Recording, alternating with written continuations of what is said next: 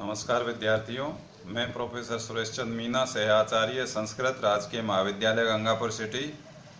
हम ई कंटेंट के अंतर्गत निरंतर महाकवि कालिदास द्वारा विरचित सर्वश्रेष्ठ नाटक अभिज्ञान शाकुंतलम का अध्ययन कर रहे हैं। इसी क्रम में आज हम इस ई कंटेंट के अंतर्गत हमने प्रथम अंक में श्लोक संख्या 7 तक अध्ययन कर लिया है। इसके आगे का अध्ययन हम करते हैं।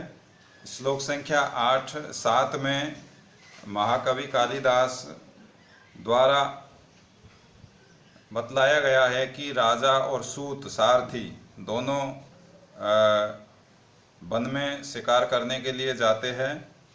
शिकार करने के लिए वो मृग का पीछा करते हुए रथ को दौड़ाते हैं। इस स्थिति का वर्णन महाकवि कालिदास द्वारा किया जाता है कि जो मृग है वो किस प्रकार से चेष्टाएं कर रहा है, दौड़ता हुआ। उसके पीछे राजा का रथ दौड़ा रखा है और आगे आगे मृग दौड़ रहा है। ऐसी स्थिति में मृग की जो स्वाभाविक चेष्टाएं हैं उनका वर्णन करते हुए राजा सारथी से कहता है।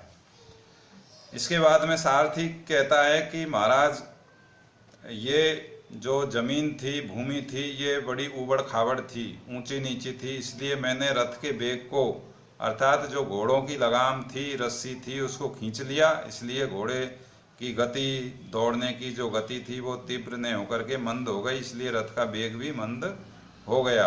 अतः ये जो मृग है ये हमसे बहुत दूरवर्ती हो गया, आगे निकल गया है। और परंतु अब जो समतल भूमि आ गई है, इसलिए अब ये हमसे दूर नहीं जा पाएगा। अब हम इसको जल्दी ही पकड़ लेंगे। तो राजा फिर आज्ञा देता है सारथी को, फिर अब घोड़ों की लगाम को ढीला कर दो, अर्थात ढीला छोड़ दो, ताकि ये घोड़े अपनी तेज गति से दौड़ सके। तो सूत कहता है, सारथी कहता है कि जैसी महाराज की आज्ञा। इस प्रकार से नाटक के रंगमंच पर सारथी है वो रथ के वेग का निरूपण करता है। मतलब नाटक के रंगमंच पर रथ के वेग का वो अभिनय करता है और राजा से कहता है कि महाराज आयुष्मान पश्य पश्य, देखिए देखिए। श्लोक संख्या 8 है।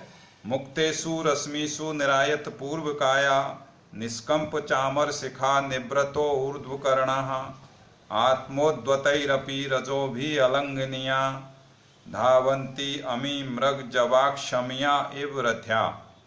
ये 8वां श्लोक है।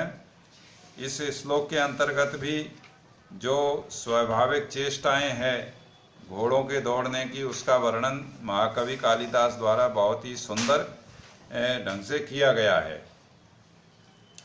इसका अन्वय होगा, रश्मिषु मुक्तेषु निरायत पूर्व काया, निष्कंप चामर शिखा निवृतो ऊर्ध्वकर्णा, आत्मोद्वतैरपि अलंघनीया अमीरथ्या, मृग जवाक्षमिया इव धावन्ति।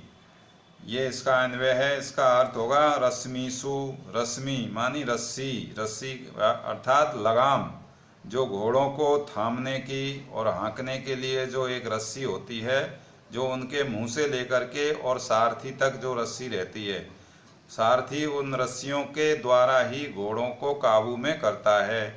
अर्थात रस्सियों को खींचने पर वो घोड़े मंद गति से दौड़ते हैं और ढीला कर देने पर वो द्रुत गति से दौड़ने लग जाते हैं। तो रश्मिषु, रश्मिषु अर्थात घोड़ों की लगाम, मुक्तेषु मुक्त करना अर्थात ढीली कर देना, छोड़ देना।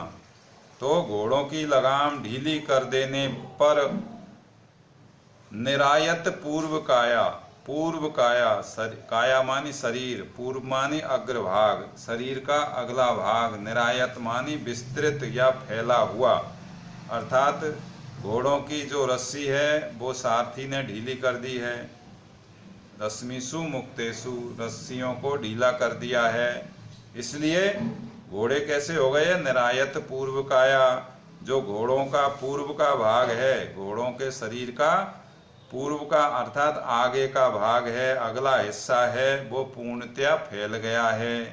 हैं ऐसे। और निष्कंप चामर शिखा, निष्कंप, कंप मानी कंपायमान, और निष्कंप निस उपसर्ग लग गया अर्थात जो कंपायमान नहीं है, निष्कंप नी, निष्कंप चामर शिखा, शिखा अग्रभाग, चामर चमर, ये चमर एक चमर श्रेणी का या विशेष चमर प्रकार का एक मृग होता है, उसकी पूंछ से जो कलंगी बनती है वो चामर शिखा कहलाती है।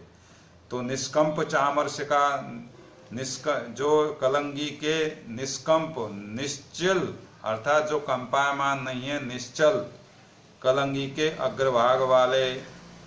निभृतो ऊर्ध्वकर्णा, निभृतो ऊर्ध्वकर्णा, इसी प्रकार से निभृतो निश्चल, ऊर्ध्व मानी खड़े हुए, कर्णा मानी दोनों कान, उन घोड़ों के दोनों कान बिल्कुल निश्चल खड़े हो गए हैं। जैसे कि कलंगी भी निश्चल हो गई है, इसी प्रकार से तेज गति से दौड़ने के कारण उनके कान भी निश्चल खड़े हो गए हैं। निवृत्तो ऊर्ध्वकर्णा, आत्मोद्वतैरपि अलंघनीया, और आत्मनो स्वयं के द्वारा, उद्वतै माने उड़ाई हुई भी, अलंघनीया अर्थात स्वयं के द्वारा उड़ाई गई धूली, उठाई गई धूली से भी अलंघनीया, ने लंघनीया अलंघनीया, अर्थात जो धूली उनके द्वारा उठाई गई है उनके द्वारा वो स्पर्श नहीं किए जा रहे हैं। कहने का तात्पर्य ये है कि घोड़ों की गति इतनी द्रुत है, तीव्र है कि उनके खुरों से उठाई हुई धूली भी उनको स्पर्श नहीं कर पा रही है।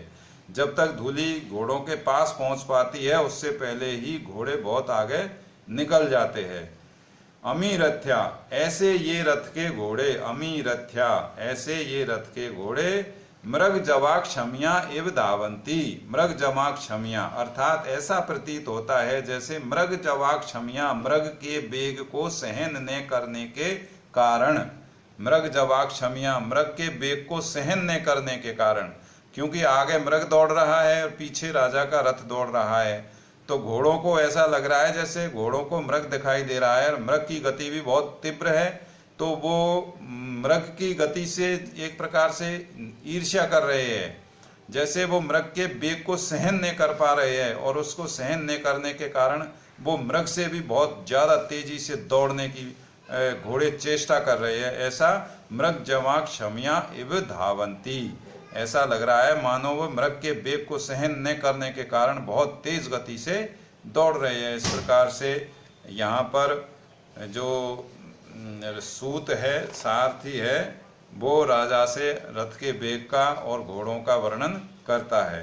प्रस्तुत पद्य में स्वभावोक्ति अलंकार है। यहाँ पर जो दौड़ते हुए घोड़े हैं उनकी स्वाभाविक चेष्टाओं का वर्णन हुआ है। ये स्वभावोक्ति अलंकार है। स्वभावोक्ति तथा चारु यथा वस्तु वर्णनम, ये इसका लक्षण है। स्वभावोक्ति तथा चारु यथा वस्तु, यथावत वस्तु वर्णनम।